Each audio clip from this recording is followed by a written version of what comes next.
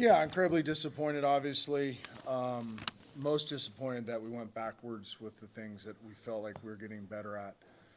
Penalties, discipline, turnovers, not beating ourselves. So, we preached it from the beginning of when this group got together in January that, we had to first learn how not to beat ourselves. And I thought we had done a pretty good job of that up to this point, and worked hard on it over the bye week and this week of practice. And it was almost like the opposite of the things we worked on happened today, especially offensively and special teams. So I did think the defense showed growth. The scoreboard's not going to show it, but they were able to get off the field. A bunch of times they were put in some horrible situations by special teams and offense. So I think they battled and competed at a high level and got off blocks better than they had before and tackled better than they had before. So if you're looking for a positive, I'd say that's the positive. Yeah, you're missing a ton of starters on defense. Do you have any updates on Pierre Royster, Kamarian, Crumpley, Eli Innes?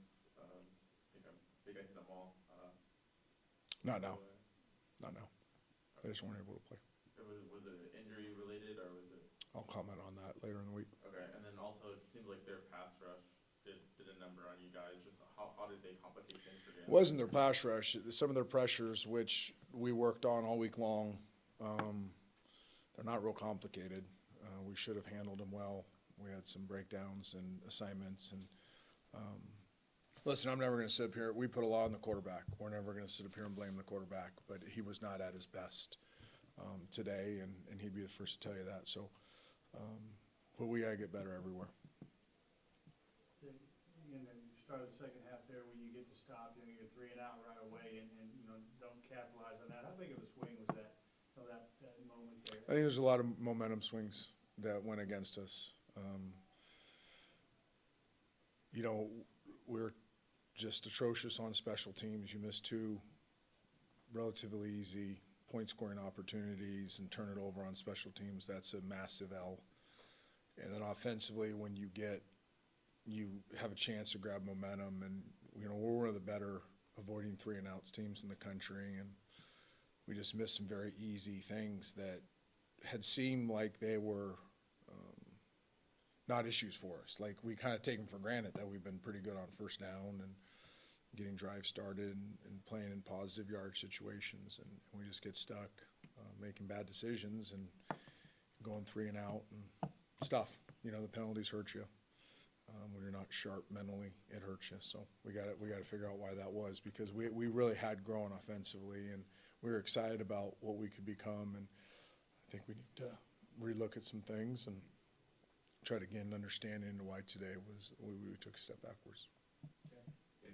Coach, the defense started off strong. What players stepped up and impressed you on that side of the ball? Yeah, just all their effort. I thought Jonathan Allen, Emon Smalls, interior defensive line, pitcher and Hightower made a lot of plays.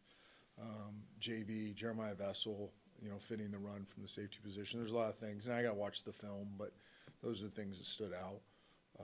They competed really hard. They really did. And Army puts a lot of stress on you in the run game. We knew they'd kind of go back to what their mentality has been. They got a little tricky in the first couple games. They hurt themselves. They went back to old Army football where if they get 3 yards 4 times, they beat you. So we knew what to expect, and I really did thought the defense grew a lot today. How backbreaking can that 18-play drive be, especially with 2 fourth downs? And how do you kind of recover? Well, I think we did recover. We get the game to 7-7 after it. I thought the guys on the sideline were great. They weren't hanging their heads. They weren't frustrated. They knew, offensively, you knew that could be a possibility. So we talked about, you may be not playing for 10, 15, 20 minutes, and how do you deal with it? So I thought the big pass play to Strap got us going, and we scored there. It was disappointing to give up the points at the end of the first half in a 2-minute drill where a team, doesn't practice that a whole lot. But again, it was self-inflicted wounds and stuff that we have just worked relentlessly hard on trying to fix. But it's a lot like parenting, right? You parent your kids, you tell them a lot of things, you try to instruct them to do the right stuff, you're maniacal about addressing stuff, and they don't always do it right away. So It's kind of how it felt today. Silver lining too on offense with Javon Jackson in the running game kind of. No, I don't think there's any silver lining. We knew we'd be able to run the ball if we kept the game close. We wanted to be balanced at the end of it. Really, the bulk of the run game's a couple runs that we busted. You know, the stats lie. You know, we got yarded. We have 100 yards because we had 2 big runs.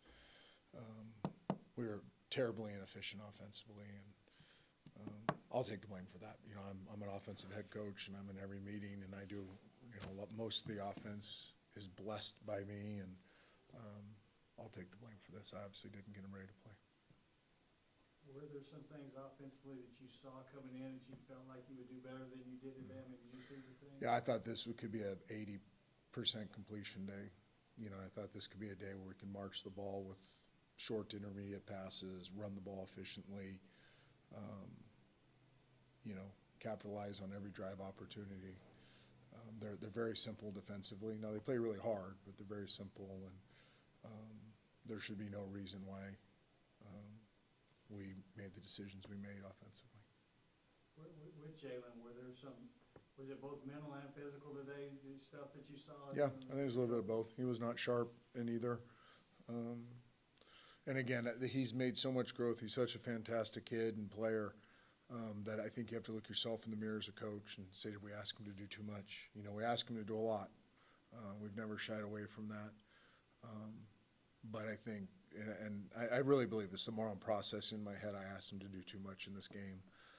There's no other explanation because he made mistakes today that he has not made, which tells me there's a little bit of a system overload. So I'll completely take the blame for that. He has grown so much. I think he's going to be a fantastic player the rest of the season and play football for a long time. But I got to better understand what he's ready to do at this point and give him the tools to do that.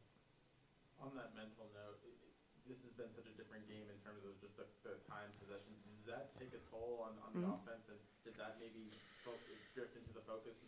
I mean, again, I hope not. David just asked me the same question in the radio, post-game radio, and we talked about these things. I mean, we sit in meetings for countless hours. We practice relentlessly. We talk about how different the game can go because of who your opponent is. We talked about how there may be 15, 20 minutes where you're not on the field. How are you going to handle it? Visualizing plays, you look at the iPad, you throw a little bit, you're keeping your legs warm. What are you doing, receivers, offensive line, what are you doing? So we try to prepare for those things. Now, it is weird. You know, the word I would use is it's definitely a weird feeling when you don't play that often. But you do the best to prepare for it.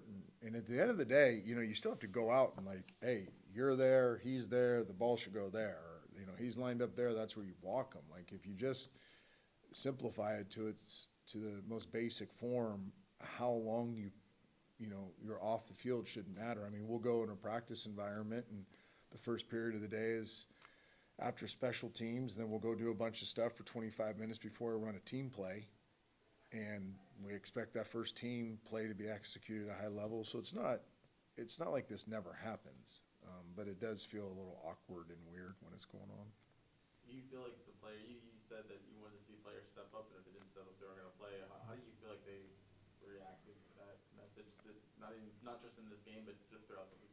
Let me see the film a little bit more. I thought, listen, obviously how you practice during the week does not represent itself in games. I've experienced this for 2.5 years now, but the mentality for how they practiced, how they went to work each day, their enthusiasm for the grind and the battle, their sticking together in tough times, how they rebounded from Tennessee, how they handled the bye week, all that stuff's very positive.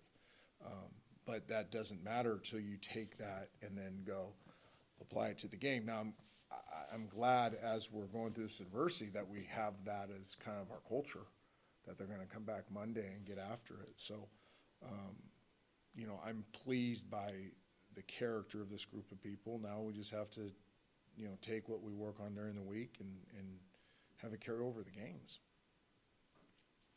All right, Coach, thank you. All right, thank you.